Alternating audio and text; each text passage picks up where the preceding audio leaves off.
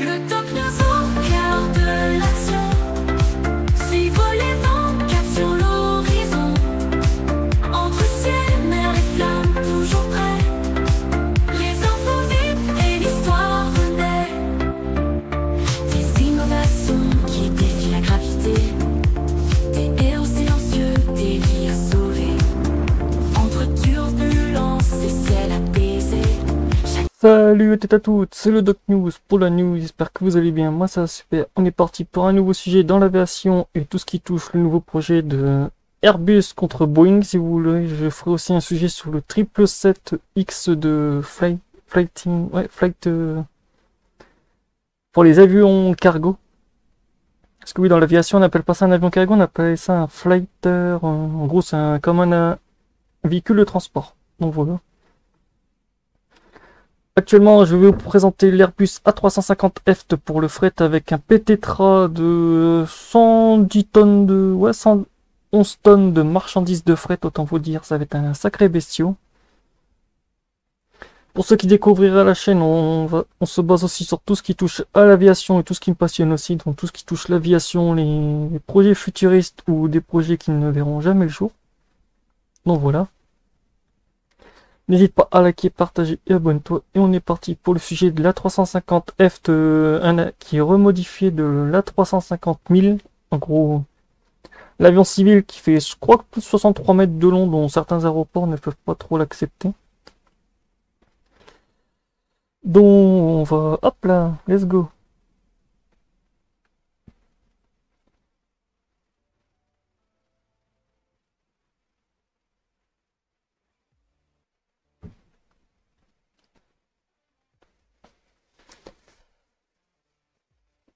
Le fret aérien, c'est l'artère invisible de la mondialisation. Chaque jour, des milliers de tonnes de marchandises traversent les continents à bord d'avions cargo. Dans ce domaine, Boeing règne en maître depuis plus de 20 ans, mais aujourd'hui, c'est Airbus qui entre véritablement dans la bataille.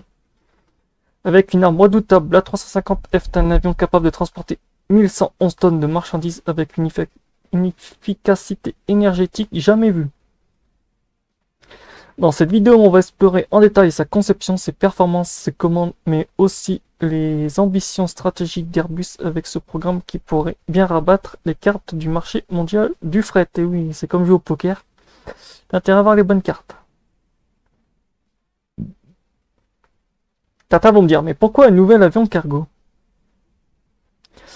La demande du fret aérien a explosé ces dernières années, portée par la croissance du e-commerce et la livraison rapide, la mondialisation des chaînes de production et le besoin d'avions plus modernes et respectueux de l'environnement. Ah, ça c'est vrai que ouais. Certains vont me dire, mais oui, les avions polluent. Non, non, l'aviation était déjà... Je crois que l'aviation a déjà plus de 30 ans d'avance sur les normes écologiques, hein, et ça continue maintenant. Donc voilà. Boeing domine actuellement le marché avec le 747-8F et surtout le 777-F, le best-seller du secteur. Airbus, lui, ne propose pas d'équivalent récent. Son dernier vrai cargo dédié était l'A360-600F. La 350F marque donc une rupture, c'est le premier avion cargo moderne d'Airbus pensé dès le départ pour concurrencer Boeing et répondre aux nouvelles normes environnementales.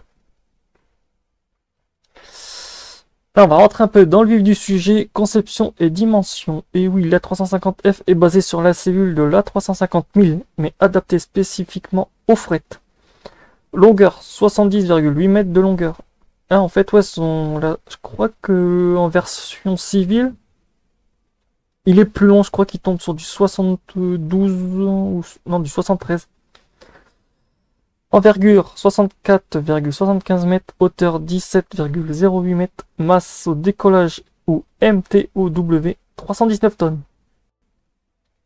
Poids vide environ 1555 tonnes, dont un beau bestiau de presque 1600 tonnes.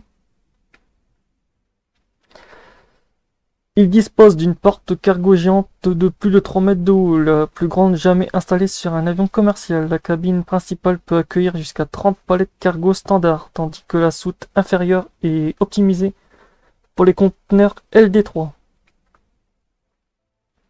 Airbus a volontairement raccourci le fuselage par rapport à l'A350 000 afin d'équilibrer la masse et garantir un centre de un centrage parfait lors de chargement. En gros, si l'avion serait un peu chargé, ça serait un peu con de payer un avion qui serait un peu sur le tarmac à cause du trop de poids.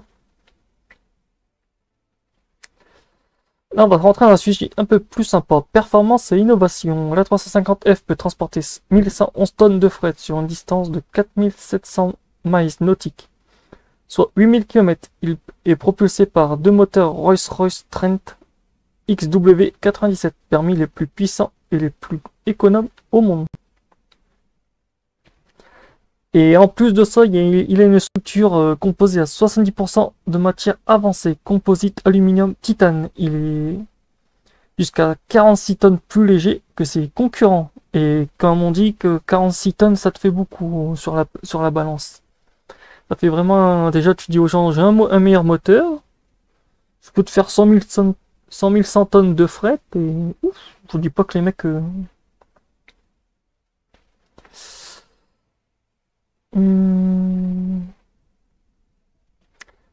Ouais. Après, il y a résultat d'une réduction de la consommation de carburant, des émissions de CO2 allant jusqu'à 40% aussi. Ah bah déjà que tu fais une économie de 46 tonnes de plus léger, plus 40% d'économie de CO2. Un autre atout majeur de l'A350 respecte déjà les nouvelles normes environnementales de l'OA. L'OA.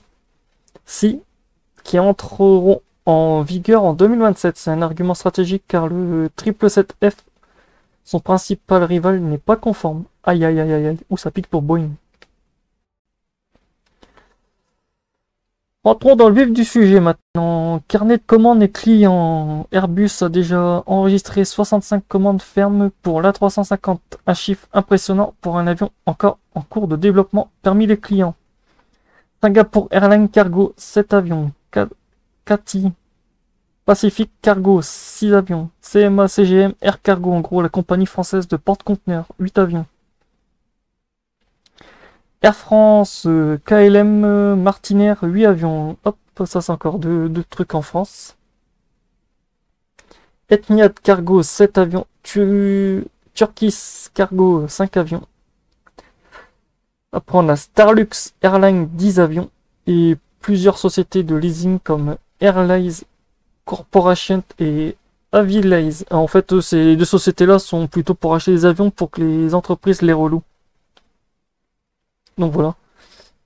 Ces commandes montrent que l'A350 attire aussi bien les compagnies traditionnelles du fret que les transports mix et les nouveaux acteurs du e-commerce.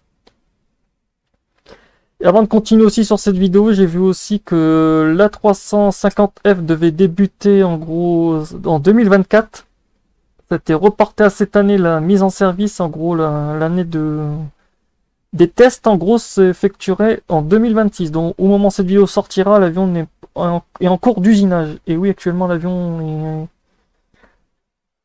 est... Un des avions est arrivé à Toulouse dernièrement, je sais plus quel jour. Je crois que la news elle date de plus de 2 à 3 semaines. Vous regarderez ça dans les news si vous voulez. Sinon je vous mettrai ça dans les messages épinglés vu que je traîne dans ces news là. Mais bon, revenons au vif du sujet. Concurrence avec Boeing, le grand rival de l'A350F, c'est bien sûr le Boeing 777F. Le 777F peut emporter environ 102 tonnes de fret, avec une autonomie de 9000 km, mais il est plus lourd et surtout, il ne respecte pas les futures normes CO. En gros, en fait, Boeing va être obligé de rectifier son nouvel avion. Ah, je crois que ça va me faire un sujet de le traiter, ça aussi, là. Boeing prépare un nouvel avion cargo, le 777X Flighter. Mais il arrivera plus tard. Airbus a donc une carte à jouer, être le premier à proposer un cargo moderne et conforme aux futures règles environnementales. Et oui. Rentrons dans les objectifs stratégiques d'Airbus. Et oui, oui. La 350F n'est pas seulement un avion, c'est une pièce maîtresse de la stratégie d'Airbus. 1. Conquérir le marché de fret dominé par Boeing. Aujourd'hui, 90% des gros cargos en service sont américains. Répondre à la demande mondiale croissante avec un avion capable d'assurer des vols long courriers et rentables. Ah, ça, c'est sûr que les compagnies veulent plutôt du rentable. Imposer une nouvelle norme écologique avec un cargo déjà compatible avec les régulations de 2027. Diversifier son offre en misant sur un marché stable et résilient. Même en période de crise, le fret reste essentiel. C'est vrai que le fret l'a même montré que lors même du C-19, ben, l'aviation a toujours été haut malgré que le trafic de passagers a fait stomp. C'est vrai que le fret cargo, il est toujours resté stable, mais le fret des passagers, on peut pas faire de prévision dessus. Le fret aérien, on peut faire des prévisions dessus, mais le fret de passagers, c'est nada. En clair, Airbus veut imposer l'A350F comme le standard des 30 prochaines années. Et oui. Défi et calendrier, mais ce n'est pas simple. L'entrée en service de l'A350F initialement prévue en 2025 a été reportée à 2027 en cause des retards liés à la chaîne d'approvisionnement. De plus, Boeing prépare sa riposte avec le 777 Fighter. La compétition sera féroce et Airbus doit prouver que son avion tient toutes ses promesses en tant que fiabilité et de coût d'exploitation.